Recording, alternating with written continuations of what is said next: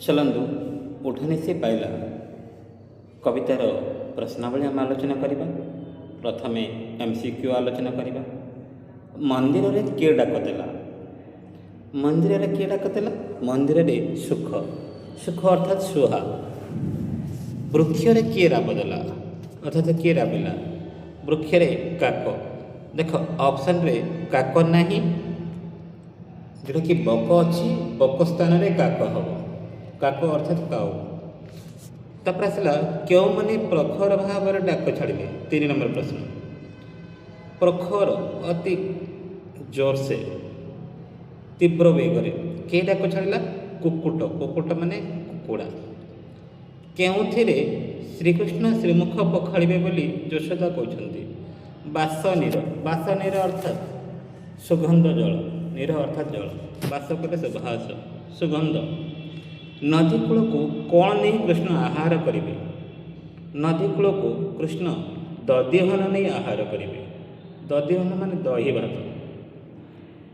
शीघ्र सज्ञाता त्याग न कले कौन उछुर हो?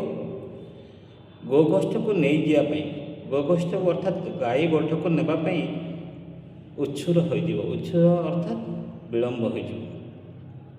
सिंहद्वार किए डाकुंट? सिंहद्वार डाक छाड़ी गपसूत अर्थात गपपुर बालक माने। दिनकर क्या कहते? दिनकर अर्थात सूर्यर प्रतिशब्द अर्थात एठारे उत्तर हम सूर्य।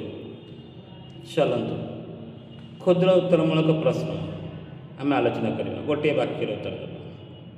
मंदिर और वृक्ष किए किए डाक देले? मंदिर वृक्ष सुक और काक डाक देले। 2 नंबर प्रश्न। प्रखर राब कहार बोली दर्शा जाए? प्रखर राब कुकुटार अर्थात कुकुड़ार बोली दर्शा जाए। कृष्णकर मुख पखाड़ा यशोदा कौन रखिंट?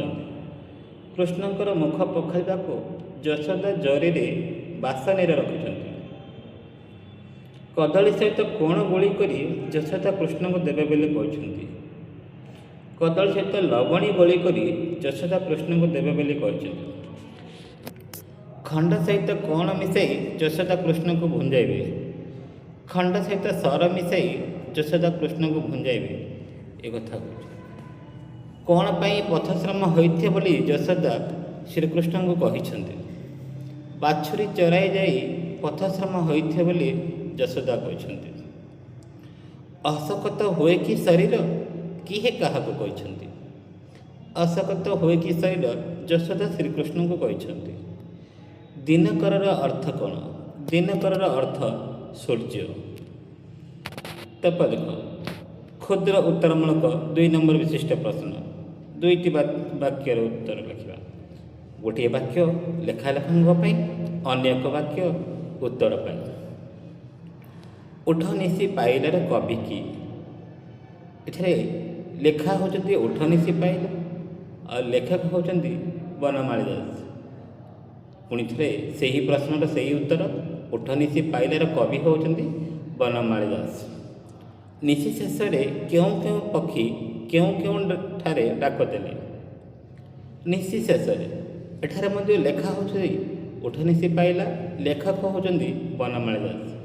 निशी शेष मंदिर रे सुख अर्थात शुआ आ वृक्ष रे काक, काक अर्थात काऊ डाक देला। कृष्ण को श्रीमुख से किपरि पखाड़े बोली यशोदा कहते? एठार मध्य लेखा है उठनिशी पाइला, लेखक होचंती बनमाली दास।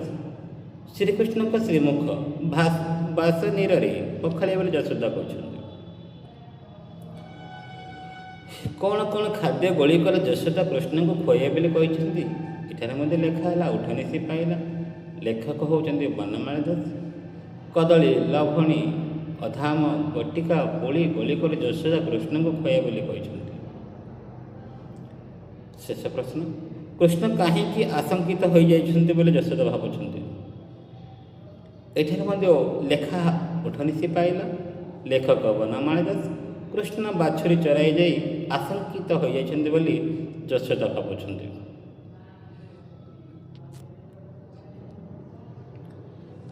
अल्प दीर्घ उत्तरमूलक 3 नंबर विशिष्ट प्रश्न। 30ଟି ଶବ୍ଦ ମଧ୍ୟରେ ଉତ୍ତର ଲେଖିବା। ଲେଖା ଲେଖକଙ୍କ ପାଇଁ 1 ନମ୍ବର, ଉତ୍ତର ପାଇଁ 2 ନମ୍ବର। କୃଷ୍ଣ ଉଠିଲେ ତାଙ୍କ ମୁଖ ଯଶୋଦା କିଭଳି ପଖାଳିଆ ବୋଲି କହିଛନ୍ତି। ଏଠାରେ ମଧ୍ୟ ଲେଖା ଉଠନି ସେ ପାଇଲା, ଲେଖକ ବନମାଳୀ ଦାସ। କୃଷ୍ଣ ହେଉଛନ୍ତି ଯଶୋଦାଙ୍କର ଏକମାତ୍ର ସ୍ନେହ ଓ ଆଦରର ପୁତ୍ର। ସେ ହେଉଛନ୍ତି ଯଶୋଦାଙ୍କର ପ୍ରାଣ, ଅନ୍ଧର ଲଉଡ଼ି, ଗଣ୍ଠି ହାର, ଏ କଇର ବଳା ନିଶି ପାଇଲା। ନିଶି ଶେଷରେ ଯଶୋଦା ଶ୍ରୀକୃଷ୍ଣଙ୍କୁ ଉଠିବା ପାଇଁ ଡାକିଛନ୍ତି। କୃଷ୍ଣ ଉଠିଲେ ତାଙ୍କ ମୁଖ ଜରିରୁ ସୁବାସ ଜଳ ନେଇ ଧୋଇଦେବେ ବୋଲି କହିଛନ୍ତି।